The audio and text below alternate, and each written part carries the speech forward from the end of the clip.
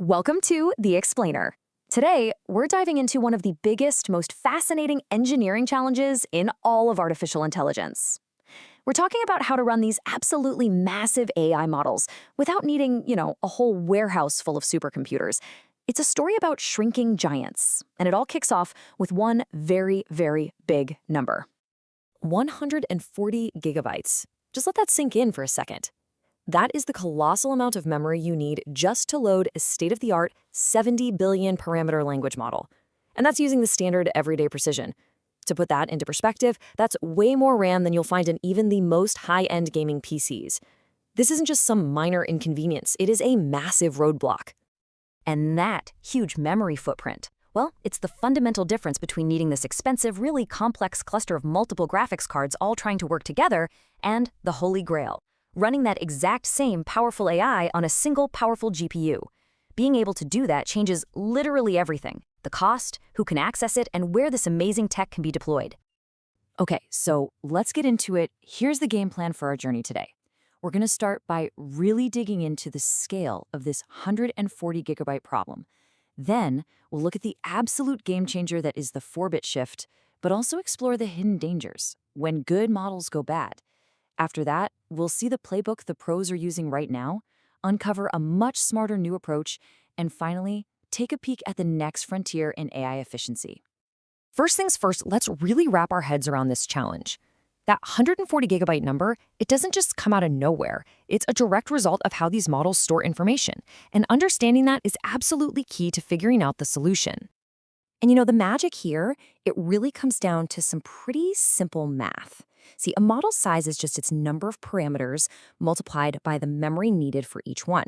The standard FP16 uses 2 bytes per number, but, and here's the trick, if you can represent those numbers with less precision, say by moving to 8-bit or even 4-bit, the size just plummets. That 70 billion parameter model goes from a whopping 140 gigs to a much more manageable 35.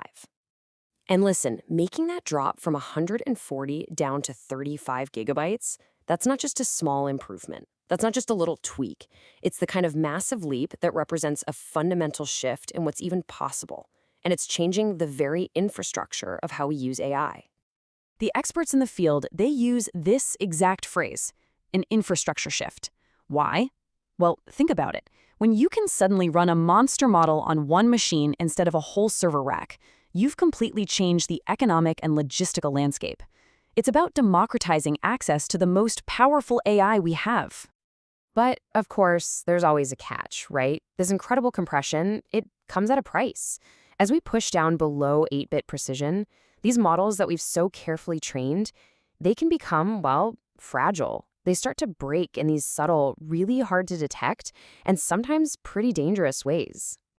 The whole problem really boils down to how you shrink the numbers. It's a process called quantization. The simplest way, INT4, is like creating evenly spaced buckets to sort all the numbers into. It's fast, but kind of dumb. It's not very efficient. A smarter method, called NF4, or normal flow 4, assumes that the model's internal numbers follow a nice, neat bell curve, and it focuses all the precision around the average. And you know what? Most of the time, that works a lot better. And this is where it gets really interesting.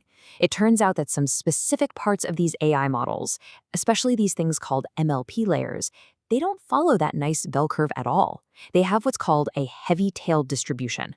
All that means is that they have a surprising number of really extreme outlier values. So both the simple INT4 and that bell curve-focused NF4 method, they both struggle to accurately represent these critical outliers, and that's what leads to errors. So, this weakness, it creates this massive blinking sign for researchers. What we need now are new quantizers that are smart enough to actually see these heavy tails, that can adapt to the unique shape of the data in each layer, and that are built specifically to handle the parts of the model that are causing all these problems.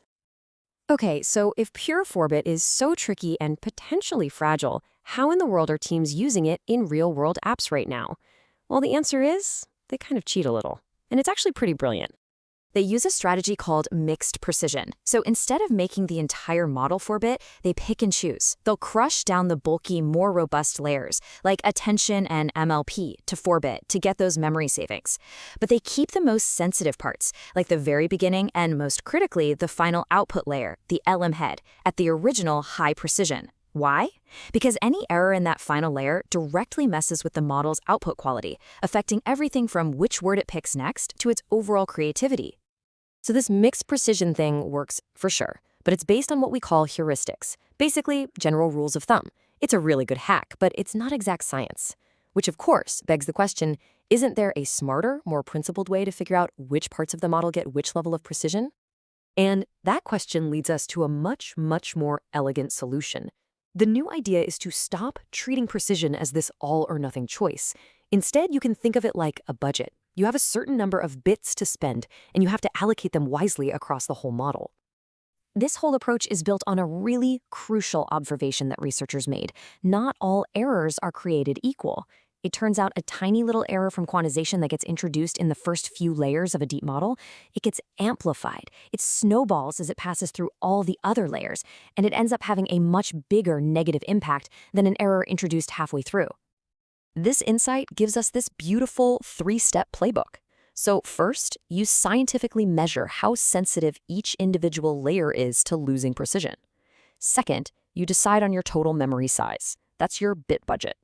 And third, you intelligently spend those bits, giving more to the super-sensitive layers and way less to the ones that are more robust. And check this out. This is what that looks like in practice. You might end up with a model where those sensitive early layers are at 6-bit, the tough middle layers are down at 4-bit, and the critical final layers are at a higher 8-bit.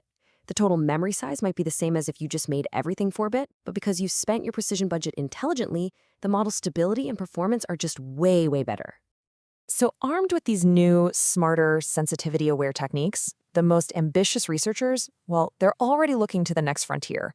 They're trying to push this compression to the absolute extreme. We're talking 2-bit or even 1-bit models. But here's the thing. When you get down to these ultra-low precision levels, we're finding that just having a better shrinking algorithm, it's not enough. The models themselves can just collapse. And that suggests that to succeed here, we might need to fundamentally redesign the architecture of the models themselves to make them tougher and more resilient to this extreme level of information loss. So, what's the big takeaway from all this? The most impactful research happening right now isn't just about memory savings anymore. It's about the really hard stuff. Making sure a model stays stable when it's trying to do long, complex reasoning. Developing these smart, sensitivity-aware bit budgets. And designing quantizers that truly understand the data they're trying to compress. Which leaves us with this final, and I think most important question. We've already proven that we can run these giant models at 4-bit precision. That's a solved problem. The new challenge, the one that's going to define the next wave of AI development, is how we make sure they don't just run, but that they can still think reliably and deeply under that extreme pressure. Answering that? Well, that's the key to unlocking the next generation of AI.